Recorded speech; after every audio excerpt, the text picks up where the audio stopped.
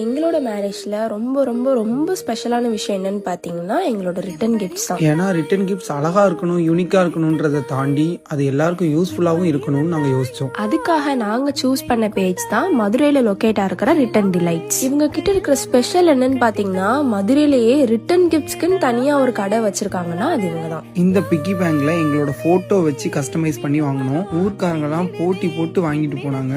And கல்யாணம் முடிஞ்சு 1 மாசம் வரைக்கும் அது பேசு பொருளாவே இருந்துச்சு.